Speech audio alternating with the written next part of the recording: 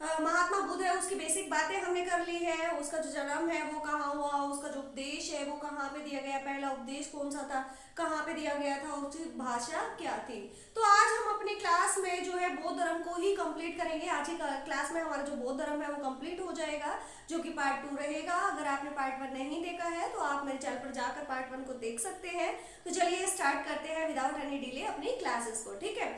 तो आज की क्लास में हम करेंगे बौद्ध धर्म की जो कुछ महत्वपूर्ण बातें हैं जो बची हुई है वो। तो देखिए सबसे पहले जो बुद्ध का महात्मा बुद्ध है, महात्मा बुद्ध का जब जो जन्म हुआ था उसको उसकी जो घटनाएं हैं या महात्मा बुद्ध से संबंधित कुछ घटनाएं हैं और उसके प्रतीक जो है प्रतीक चिन्ह पूछ ले जाते हैं एग्जाम में, तो प्रतीक चिन्ह हम देखेंगे कौन कौन से हैं। तो महात्मा बुद्ध ने जब गर्भाधान किया था तो गर्भाधान की जो घटना है इसका प्रतीक माना गया है हाथी को। तो गर्भाधान की जो घटना है उसका प्रतीक चिन्ह क्या है, हाथी। और जो जन्म हुआ था तो उसका जो प्रतीक चिन्ह है वो है कमल। ऐसा बोलते हैं कि जब महात्मा बुद्ध का जन्म हुआ तो बहुत सारे जो कमल खिले थे, तो उसी को उसका प्रतीक माना जाता है या सिंबल्स माना जाता है। गृह त्याग, महात्मा बुद्ध के गृह त्याग की जो घटना है उसका प्रतीक कौन सा जो सिंबल है वो है हमारा घोड़ा। और जो महात्मा बुद्ध ने गृह त्याग किया था तो वो पूरी जो घटना है उसको क्या कहा जाता है, उसे कहा जाता है महावीर निष्कर्मण, जो कि लास्ट क्लास में हमने देखा था। तो देखिए जो महात्मा बुद्ध के यौवन की जो घटना है उसका जो सिंबल है वो कौन सा है, उसका सिंबल है सांड। यहाँ पे आता है कि हमारा जो महात्मा बुद्ध है, महात्मा बुद्ध को जो ज्ञान प्राप्ति हुई थी या ज्ञान प्राप्ति की घटना का जो प्रतीक चिन्ह है या सिंबल्स है उसको किससे डिनोट करते हैं, तो उसको करते हैं डिनोट पीपल या बोधि वृक्ष। क्योंकि देखिए महात्मा बुद्ध जो है, महात्मा बुद्ध को ज्ञान प्राप्ति जो है एक बोधि वृक्ष या पीपल वट वृक्ष के नीचे हुई थी, तो उसी को उसका सिंबल माना जाता है पीपल या फिर वट वृक्ष। और जो महात्मा बुद्ध है, महात्मा बुद्ध की ज्ञान प्राप्ति की जो घटना है उसको क्या कहा जाता है, उसको कहा जाता है संबोधि। और महात्मा बुद्ध के प्रथम उपदेश देने की घटना का प्रतीक चिन्ह क्या है, धर्म चक्र। और महात्मा बुद्ध के प्रथम उपदेश देने की एक घटना थी, इसको क्या कहा जाता है, इसको कहा जाता है धर्म चक्र परिवर्तन, ठीक है। निर्वाण, महात्मा बुद्ध के निर्वाण की घटना को क्या कहा जाता है, पद चिन्ह, उसका जो सिंबल है वो है पद चिन्ह। और महात्मा बुद्ध की मृत्यु की घटना का जो सिंबल्स है उसको किससे डिनोट करते हैं, उससे हम उसको डिनोट करते हैं हम स्तूप से, ठीक है। और महात्मा बुद्ध की मृत्यु की घटना को महापरिनिर्वाण कहा जाता है, काफी इंपॉर्टेंट है। महात्मा बुद्ध की जो मृत्यु है इसकी घटना को क्या कहा जाता है, इसको कहा जाता है महापरिनिर्वाण। बहुत से एग्जाम में ये पूछा जा चुका है, तो आपको ये ध्यान रखना है। नेक्स्ट देखिए जो महात्मा बुद्ध है, महात्मा बुद्ध ने अपना अंतिम उपदेश कहाँ दिया था, महात्मा बुद्ध ने अपना जो अंतिम उपदेश दिया था वो कुशीनगर में दिया था। और महात्मा बुद्ध का पहला उपदेश कहाँ था, महात्मा बुद्ध ने अपना पहला उपदेश जो दिया था वो सारनाथ पर दिया था। इसके बाद जो है मृत्यु, महात्मा बुद्ध की मृत्यु कब हुई थी, महात्मा बुद्ध की मृत्यु 483 ईसा पूर्व बीसी में हुई थी। और कहाँ पे हुई थी, कुशीनगर में हुई थी, ठीक है। तो ये महात्मा बुद्ध जो अपना लास्ट उपदेश जो देते हैं वो देते हैं कुशीनगर में, और कुशीनगर में ही इनकी जो मृत्यु है वो हो जाती है। अब पूछे जाते हैं कि बौद्ध धर्म के 3 रत्न कौन से हैं, तो बौद्ध धर्म के 3 रत्न कौन से हैं, बुद्ध, धम्म और संघ। ध्यान रखना बौद्ध धर्म के 3 रत्न कौन से हैं, बुद्ध, धम्म और संघ। अब बौद्ध धर्म जो है, बौद्ध धर्म का इंसाइक्लोपीडिया किसे कहा जाता है, तो बौद्ध धर्म का जो इंसाइक्लोपीडिया कहा जाता है वो कहा जाता है सुत्त पिटक को। या फिर इसको ये भी कह सकते हैं कि महात्मा जो बौद्ध धर्म है, बौद्ध धर्म का विश्वकोश किसे कहा जाता है, तो वो आ जाएगा सुत्त पिटक, ठीक है। संघ के नियम, जो महात्मा बुद्ध है, जो बौद्ध धर्म है, बौद्ध धर्म के जो संघ के नियम है वो किस में दिए गए हैं, तो वो दिए गए हैं विनय पटक में, ठीक है, विनय पिटका में। आगे देखिए सबसे पहले बौद्ध धर्म को मानने वाला जो शासक था वो कौन था, सबसे पहले जो है जो बौद्ध धर्म को माना था वो बिंबिसार ने माना था। हालांकि इसके प्रचार प्रसार के लिए जो अशोक है, अशोक ने भी बहुत काम किया था। अशोक ने अपने पुत्र व पुत्री को संघमित्रा और जो इनका पुत्र था उसको श्रीलंका में बौद्ध धर्म के प्रचार के लिए भी भेजा था। लेकिन पूछा जाए कि अगर जो है महात्मा जो बौद्ध धर्म है, बौद्ध धर्म को मानने वाले पहले जो शासक थे वो कौन थे? वो थे बिंबिसार।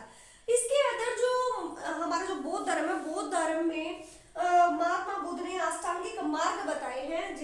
जो अष्टांगिक मार्ग है वो 8 मार्ग बताए हैं मुक्ति प्राप्ति के। तो कौन कौन से हैं देखिए, दृष्टि, साम्यकवाणी, कर्मांत, संकल्प, व्यायाम, आजीविका, समाधि और स्मृति। ये अष्टांगिक मार्ग बताए हैं महात्मा बुद्ध ने निर्वाण के, उनकी जो मोक्ष की प्राप्ति है वो किस प्रकार से हो सकती है।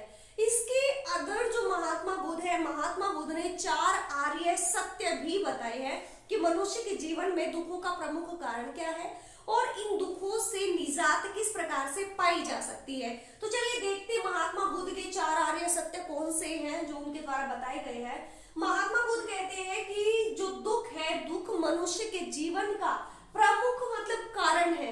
ठीक है, मनुष्य जीवन दुख में है, ये महात्मा बुद्ध ने कहा। दुख समुदाय, और ये जो दुख है ना, ये दुख तृष्णा के कारण है। हमारी जो इच्छाएं है ना, इन इच्छाओं के कारण हमें दुख मिलता है। ठीक है, आगे देखिए निरोध, दुख निरोध। दुख निरोध मतलब जो हमारी इच्छाएं हैं, तृष्णाएं हैं, इनका अंत करके हम दुख पर विजय प्राप्त कर सकते हैं या इन दुखों को दूर किया जा सकता है। आगे देखिए दुख निवारक मार्ग, कि महात्मा बुद्ध कहते हैं कि जितने भी दुख है ना, इनका निवारक क्या है कि मैंने जो ये अष्टांगिक मार्ग बताए ना, अगर आप इन अष्टांगिक मार्ग को अपना लेते हो, इस पर चलते हो, तो आपके जीवन में दुख क्या होंगे? खत्म हो जाएंगे। तो इसी को कहा दुख निवारक मार्ग। अष्टांगिक मार्ग दुख निरोग मार्ग है। ठीक है, ये जो मैंने 8 जो मार्ग बताए हैं, ये सारे आप अच्छे से फॉलो करोगे तो जो आपका जीवन है वो दुख मुक्त हो जाएगा। अब जो हमारा मोस्ट इंपोर्टेंट बौद्ध धर्म से, कि यहाँ पे जो पेपर है, पेपर में बौद्ध संगति पूछते हैं। कौन सी बौद्ध संगति किसके काल में हुई, कब हुई, राजा कौन था, ठीक है, और इसकी जो अध्यक्षता की थी वो किसने की थी। तो ये पूरा का पूरा आपको याद रखना है, क्योंकि पेपर में बहुत ज्यादा इंपॉर्टेंट हो जाता है इस टॉपिक में बौद्ध संगतियां। तो सबसे पहले आपको ध्यान रखना है कि 4 प्रमुख बौद्ध संगतियां हुई हैं, इनके ईयर क्या है। तो चलिए देखते हैं। जो पहली बौद्ध संगति हुई थी वो हुई थी 483 बीसी में, ईसा पूर्व हुई थी 483 में। और किस स्थान पर हुई थी? तो ये जो हमारी पहली बौद्ध संगति हुई थी ये राजगृह में हुई थी।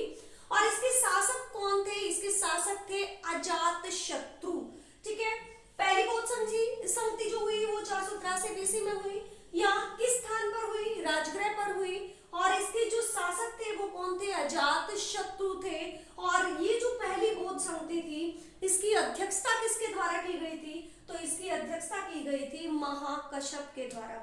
और पहली बौद्ध संगति में जो है समाज दो पिटक निकल कर आए थे, विनय पिटक और सूतक पिटक। ठीक है, विनय पिटक में जो है हमारे जो संघ है, संघ का के नियम दिए गए हैं बौद्ध धर्म के। और सुत पिटक जो है, सुत पिटक को जो बौद्ध धर्म है, बौद्ध धर्म का एनसाइक्लोपीडिया कहा गया है। ठीक है, तो पहली बौद्ध संगति पहली बौद्ध संगति में जो हुई थी वो 483 बीसी में हुई थी। स्थान का कौन सा था? राजगृह में हुई थी। ये शासक उस टाइम पे अजात शत्रु था। और जो कश्यप थे वो इस बौद्ध संगति के अध्यक्ष रहे हैं। ठीक है, अब दूसरी जो बौद्ध संगति हुई है वो हमारी हुई है 383 बीसी में। और स्थान कौन सा था? स्थान था हमारा वैशाली। और यहाँ पे जो शासक रहा वो रहे थे कालाशोक। पूछी जाए कि जो द्वितीय बौद्ध संगति हुई थी वो किसके काल में हुई थी? वो हुई थी हमारे कालाशोक के काल में। और अध्यक्षता जो इसकी की थी वो की थी साबक मिर के द्वारा। ठीक है, तो बौद्ध संगति हमने कर ली। तो आते हैं तीसरी बौद्ध संगति पर। तीसरी जो बौद्ध संगति हुई थी वो किसके द्वारा हुई थी और कहाँ पे हुई थी? तो जो तीसरी बौद्ध संगति हुई थी वो हमारी हुई थी 251 बीसी में। और स्थान था पाटलिपुत्र।